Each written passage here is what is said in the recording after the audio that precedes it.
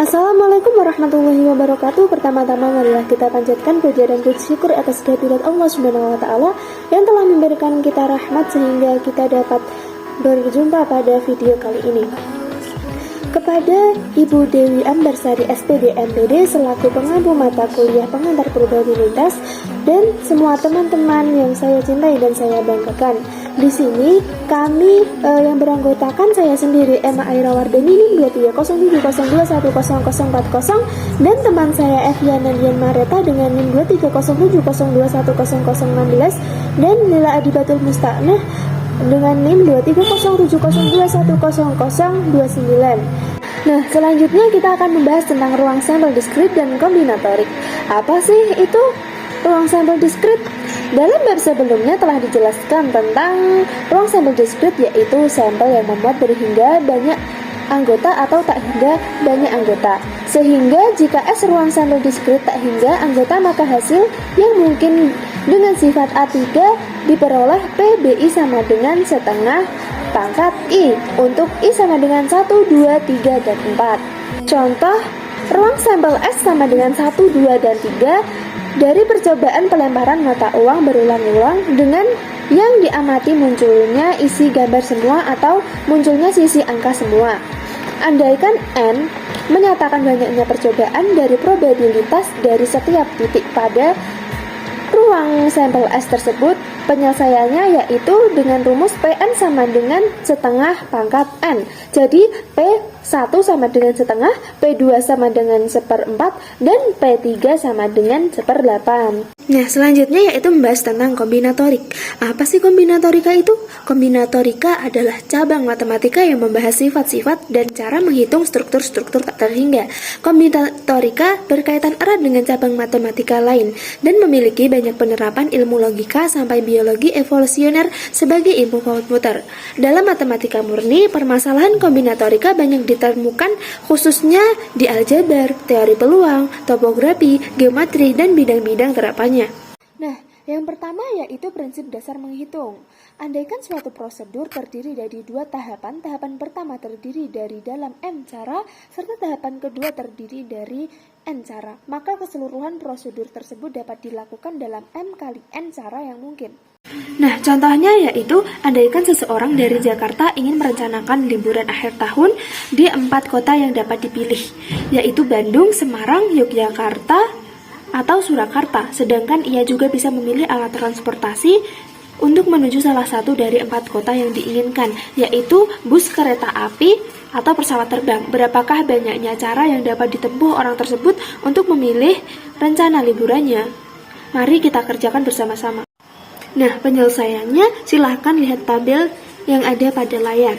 Dari diagram pohon tersebut dapat dilihat bahwa ada tahapan pertama dapat memilih M sama dengan 4 cara yang mungkin untuk menentukan kota tujuan liburannya, dan masing-masing dapat memilih dalam N sama dengan 3 cara yang mungkin. Alat transportasi diagram tersebut secara jelas menunjukkan bahwa M sama dengan 4 cabang yang menunjukkan banyaknya kota tujuan liburan, dan masing-masing cabang mempunyai 3 cabang alat transportasi yang berbeda yang bisa dipilih, sehingga menurut prinsip dasar menghitung keseluruhan ada 4 dikali 3 sama dengan 12 cara yang mungkin dapat ditempuh dalam memilih rencana liburan.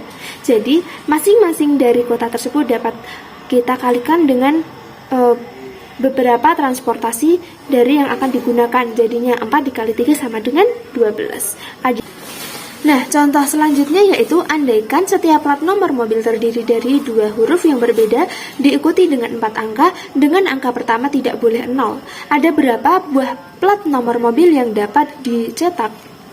Nah, mari kita bahas bersama di slide selanjutnya.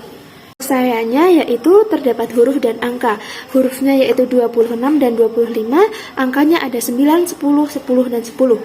Huruf pertama dapat dipilih dalam 26 cara, huruf kedua dapat dipilih dalam 25 cara, sedangkan angka pertama dapat dipilih dalam 9 cara, angka kedua dalam 10 cara, angka ketiga dalam 10 cara, dan angka keempat juga 10 cara. Jadi keseluruhan ada 26 dikali 25 dikali 9 dikali 10 dikali 10 dikali 10 sama dengan 5.850 buah plat nomor mobil yang berbeda dapat dicetak.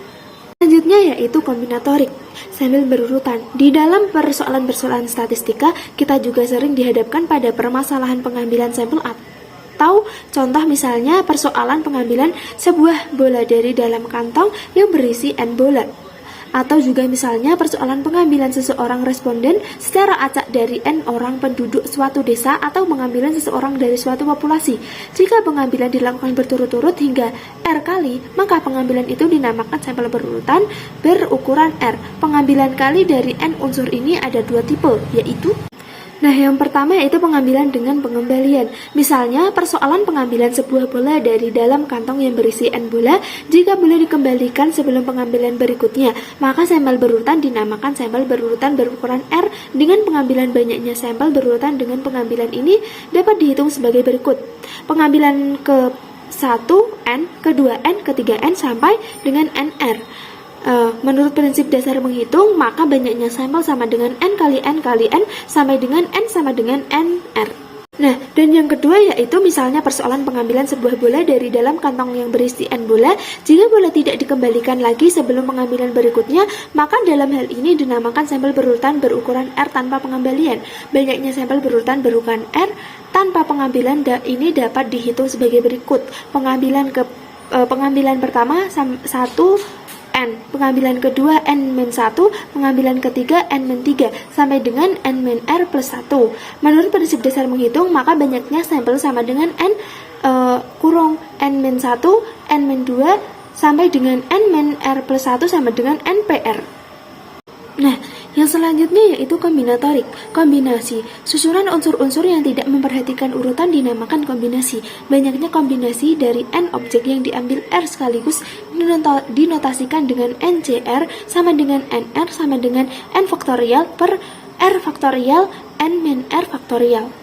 Contohnya yaitu misalkan dimiliki 3 huruf yang berbeda yaitu A, B, dan C. Dari huruf tersebut akan dibuat kata yang terdiri dari 2 huruf. Terdapat berapakah kata yang terbentuk urutan huruf yang terbentuk tidak diperhatikan sehingga akan diperoleh kombinasi 2 huruf dari 3 huruf yang tersedia yaitu AB, AC, dan BJ. Hal ini berarti banyaknya kombinasi yang terbentuk adalah 3C2 sama dengan 32 sama dengan 3 faktorial per 2 faktorial, 3 dikurangi 2 faktorial sama dengan 3 kali 2 faktorial per 2 faktorial. Jadi 2 faktorial per 2 faktorial ini kita coret, jadi nilainya tinggal 3. Di sini terdapat beberapa contoh latihan soal. Silahkan dikerjakan ya teman-teman. Sekian dari kami, kurang lebihnya mohon maaf yang sebesar-besarnya. Wassalamualaikum warahmatullahi wabarakatuh.